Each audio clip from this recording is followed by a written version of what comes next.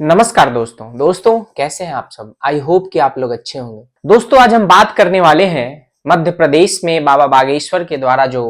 हिंदू एकता पद यात्रा चल रहा है उसी के बारे में। हमने अपने पुराने वीडियोज में भी इसके बारे में जिक्र करा है और ये आप लोगों को बताया है कि कैसे बाबा बागेश्वर ने 21 नवंबर से 29 नवंबर के बीच में हिंदू एकता यात्रा निकाली थी और उसमें पूरे देश से ही नहीं बल्कि विदेशों से भी हिंदू और सनातनी भाग लेने के लिए आए हुए हैं। सभी उस हिंदू पदयात्रा में शामिल हो रहे हैं। बाबा बागेश्वर के द्वारा ये जो हिंदू पदयात्रा निकाली गई है उसमें वो सभी भाग ले रहे हैं। सिर्फ आम सनातनी या आम हिंदू ही नहीं बल्कि गणमान्य लोग भी इस पदयात्रा में भाग ले रहे हैं और अपने अपने तरीके से अपना योगदान दे रहे हैं। दोस्तों आज हम इसी के बारे में बात करेंगे, इसी के बारे में चर्चा करेंगे। लेकिन जैसा कि मैं अपने वीडियो शुरू होने से पहले आप सबसे अनुरोध करता हूं कि अगर आप मेरे चैनल पे नए हैं तो मेरे चैनल को सब्सक्राइब कर लीजिए। जैसा कि मैंने अपने पुराने वीडियोस में आप लोगों को बताया था और अभी भी बताया कि जो हिंदू एकता पदयात्रा बाबा बागेश्वर के देखरेख में या दिशा निर्देश में हो रही है मध्य प्रदेश में, बागेश्वर धाम से लेके ओरछा धाम तक, जो 21 नवंबर को बागेश्वर धाम से शुरू हुआ और 29 नवंबर को ओरछा धाम में खत्म होगा, उस हिंदू एकता पद यात्रा में देश ही नहीं बल्कि विदेशों के भी हिंदू और सनातनी भाग ले रहे हैं। नेपाल के लोग, श्रीलंका के लोग, भूटान से कई सारे हिंदू और सनातनी आए हैं और वो सभी इस हिंदू एकता में अपनी अपनी भागीदारी दे रहे हैं। और जब उनसे मीडिया के अलग अलग पत्रकारों ने, मीडिया बंधुओं ने सवाल पूछा तो उन सब ने सिर्फ यही कहा कि वो बाबा बागेश्वर के द्वारा शुरू किए गए इस इनिशिएटिव में अपना योगदान देना चाहते हैं। उन्होंने कहा कि बाबा बागेश्वर जब हिंदुओं को जागृत करने का, जगाने का प्रयास कर रहे हैं तो वो भी चाहते हैं कि वो उनसे जो कुछ भी बन पड़ता है वो अपना योगदान इस मुहिम में दें। वो पीछे नहीं रहना चाहते क्योंकि वो देख रहे हैं कि किस तरीके से जहां भी हिंदू समय से पहले जागृत नहीं हुआ, अपने अधिकारों के लिए खड़ा नहीं हुआ और जहां पे वो लड़ना नहीं सीख, अपने ऊपर हो रहे अत्याचारों और प्रताड़नाओं के विरोध में प्रतिकार करना नहीं सीखा, वहां पे हिंदुओं की आज कितनी दुर्गति है। और उन्होंने आगे ये भी कहा कि बाबा बागेश्वर ने ये इनिशिएटिव उन हिंदुओं को जगाने के लिए लिया है जिन्हें लगता है कि सब कुछ ठीक है। वो हिंदुओं और सनातनियों को एक करने का, जगाने का प्रयास कर रहे हैं ताकि जो बांग्लादेश में हिंदुओं के साथ हो रहा हो, पाकिस्तान में हो रहा है, अफगानिस्तान में हुआ या विदेश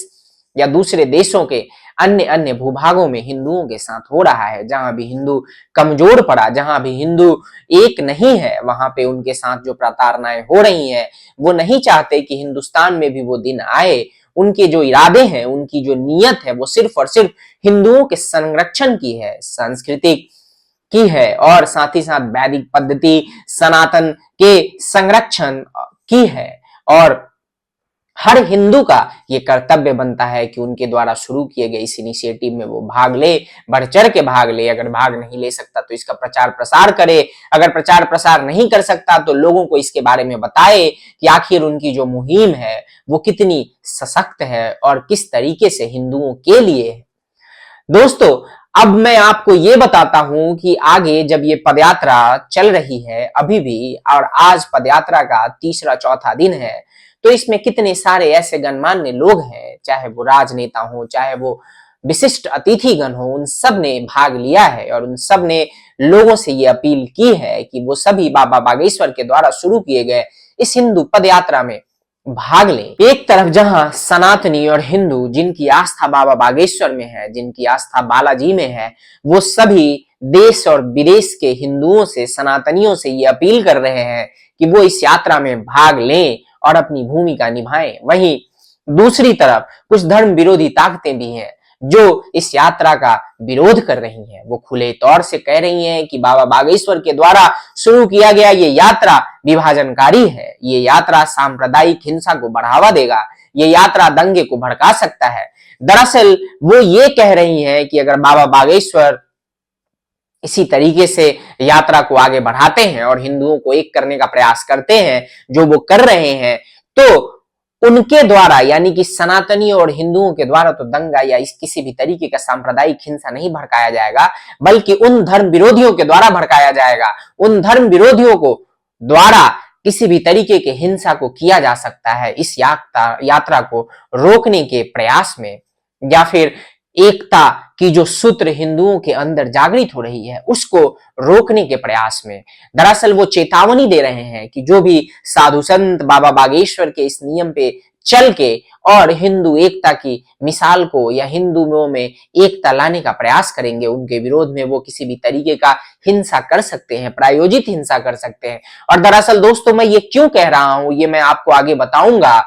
क्योंकि इस वीडियो के अंत में आज की कुछ ऐसी घटनाओं का जिक्र करना भी जरूरी है जिसके बारे में मैं आपको बताने वाला हूं। तो वीडियो के अंत तक बने रहिएगा। बहरहाल लौटते हैं वापस से बाबा बागेश्वर के पदयात्रा पे। बाबा बागेश्वर के पदयात्रा में जैसा कि मैंने आप सबको बताया कि धर्म विरोधियों के द्वारा विरोध भी किया जा रहा है, लेकिन बाबा बागेश्वर कहाँ रुकने वाले हैं। जब मीडिया ने उनसे पूछा कि धर्म विरोधी यानी कि कुछ मौलाना आपके इस पदयात्रा का विरोध कर रहे हैं, तो उन्होंने कहा कि मैं अपनी यात्रा तो नहीं रोकूंगा, हालांकि अगर उनके द्वारा विरोध किया जा रहा है तो मैं अपने पदयात्रा में लोगों के शामिल होने का जो रजिस्ट्रेशन फॉर्म बंद कर दिया था मैं उसको वापस से खोलता हूं। मैं चाहता हूं कि और ज्यादा रजिस्ट्रेशन लोग करें और इस पदयात्रा में भाग लें, और जितना विरोध होगा उतना ज्यादा मैं लोगों को आमंत्रित करूंगा इस हिंदू पदयात्रा में भाग लेने के लिए। मैंने आपको दोस्तों अपने पिछले वीडियोज में भी बताया है कि कैसे उन्होंने अपने मकसद को क्लियर कर दिया था। यात्रा शुरू होने से पहले ही उन्होंने कहा था कि मेरा मकसद क्लियर है, ना मुझे मान चाहिए, सम्मान चाहिए, न पद प्रतिष्ठा चाहिए, बल्कि मेरा सिर्फ एक ही मकसद है इस यात्रा के द्वारा, वो ये है कि मुझे हर हिंदू, हर सनातनी के दिल में भगवान चाहिए, और साथ ही साथ मैं चाहता हूं कि ये देश हिंदू राष्ट्र बने। इसी दो तर्ज पे मैं इस यात्रा को कर रहा हूं, और इस यात्रा में मैं उन लोगों तक पहुंचूंगा जो कभी मेरे मंच तक नहीं आ पाते, जिनको बिछड़ा या पिछड़ा माना जाता है, मैं उनको गले से लगाने के लिए निकल पड़ा हूं। आगे बढ़ते हुए हैं दोस्तों, इस यात्रा में और भी कई ऐसे नाम हैं जो जुड़े हैं, जैसे कि हैदराबाद के टाइगर राजा सिंह, वो भी इस यात्रा में शामिल हुए। मैंने आपको यह भी बताया है कि किस तरीके से मध्य प्रदेश के माननीय मुख्यमंत्री मोहन यादव जी ने भी बाबा बागेश्वर से बात की और उनको इस यात्रा के लिए शुभकामनाएं दी। इससे इतर सिर्फ ऐसा नहीं है कि एक ही पार्टी के नेता या राजनेता बाबा बागेश्वर की इस यात्रा में शामिल हो रहे हैं। दरअसल अलग अलग पार्टियों के लोग भी, जिनकी भी आस्था हिंदू सनातन में है, वो सभी बाबा बागेश्वर की इस यात्रा से जुड़ रहे हैं और लोगों से अपील कर रहे हैं कि वो भी इस यात्रा से जुड़े। सिर्फ राजनेता ही नहीं बल्कि दोस्तों क्रिकेट जगत के लोग हों, चाहे फिल्म जगत के लोग हों, चाहे एंटरटेनमेंट मीडिया इंडस्ट्री के लोग हों, वो सभी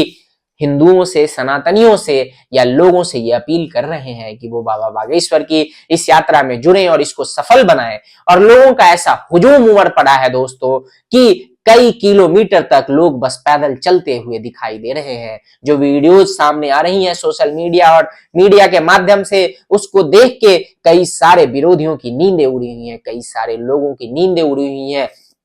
जिस तरीके का भीड़ और हुजूम उमड़ा पड़ा है, दरअसल दोस्तों ये भीड़ और हुजूम इसी तरीके से या यूं ही नहीं उमड़ा। ये भीड़ और हुजूम बाबा बागेश्वर के प्रभाव और उनके प्रति लोगों का प्रेम दर्शाता है। और वो प्रेम क्यों है वो मैं आपको इस आगे जो चंद बातें बताने वाला हूं उसके माध्यम से समझ आएगा। दरअसल ऐसा नहीं है कि इस पदयात्रा में बाबा बागेश्वर सिर्फ लोगों से मिल रहे हैं, नहीं। बाबा बागेश्वर एक तरफ जहां लोगों से मिल रहे हैं, लोगों को अपने साथ लेके यात्रा में आगे बढ़ रहे हैं, वहीं दूसरी तरफ रात में जब भी विश्राम करते हैं वो, या दिन में भी जब विश्राम का समय आता है, तो वो अपना दरबार लगाना भी नहीं भूलते, वो लोगों के कष्टों का निवारण करना भी नहीं भूलते, वो लोगों की बातों को सुनना भी नहीं भूलते और लोगों को समझाना भी नहीं भूलते। वो यात्रा के दौरान रुक रुक के लोगों के लिए दरबार भी लगा रहे हैं, लोगों के परेशानियों को सुन भी रहे हैं, उनकी परेशानियों का निवारण भी कर रहे हैं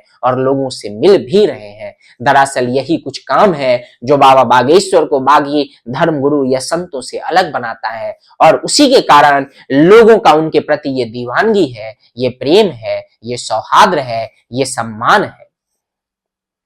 दोस्तों अब मैं आगे बताता हूं कि क्यों उन्होंने कहा कि धर्म विरोधियों के कहने पे ये यात्रा नहीं रुकेगी, और क्यों जो धर्म विरोधी ये कह रहे थे कि अगर ये यात्रा नहीं रुकी तो हिंसा भड़क सकती थी। दरअसल वो दूसरे शब्दों में धमकी दे रहे थे। ऐसा मैं इसलिए कह रहा हूं दोस्तों, क्योंकि आज के दिन उत्तर प्रदेश के संभल में एक मस्जिद के लिए कोर्ट ने यह आदेश दिया था कि मस्जिद का सर्वेक्षण किया जाए। दरअसल जब सर्वेक्षण की टीम वहां पे पहुंची, उससे पहले ही हिंसा भड़क गई। एक सुनियोजित तरीके से हिंसा को भड़काया गया और हिंसा ऐसी भड़की कि पुलिस वालों के ऊपर भी पथराव होने लगा, जगह जगह आगजनी होने लगी और जो टीम सर्वेक्षण के लिए पहुंची थी उनके ऊपर भी पत्थरबाजी की गई।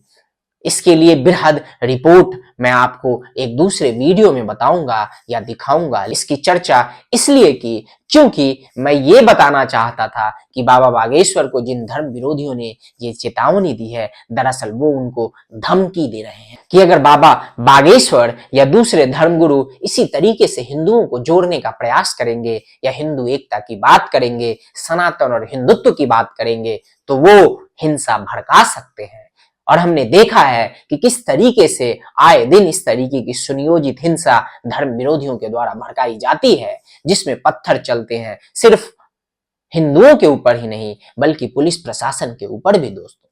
तो दोस्तों, बाकी बाबा बागेश्वर की जो यात्रा है वो यूं ही चल रही है, लोग उससे जुड़ रहे हैं, लोगों का काफिला, लोगों का कारवां लंबा होता जा रहा है। उसके चंद वीडियोज में आप लोगों के लिए दिखा रहा हूं, स्क्रीन पे लगा रहा हूं, आप लोग देखिए कि आखिर किस तरीके से हिंदुओं और सनातनियों की भीड़ और हुजूम उमड़ पड़ी है। बाकी मिलते हैं अगले वीडियो में, क्योंकि ये यात्रा अभी 29 नवंबर तक चलेगा। हम आपको इसके बारे में अलग अलग रिपोर्ट्स बताते रहेंगे, अपडेट देते रहेंगे कि आखिर कौन कौन से लोग इस यात्रा में जुड़ते हैं और वो क्या क्या कहते हैं, किस तरीके का इस यात्रा का जो मकसद है वो कितना पूर्ण होता है और हिंदू एकता की जो बात अब निकल पड़ी है वो आखिर किस मुकाम तक पहुंचती है। इसके लिए बने रहिए हमारे साथ दोस्तों। मिलते हैं अगले वीडियो में, तब तक के लिए जय हिंद, जय भारत, नमस्कार।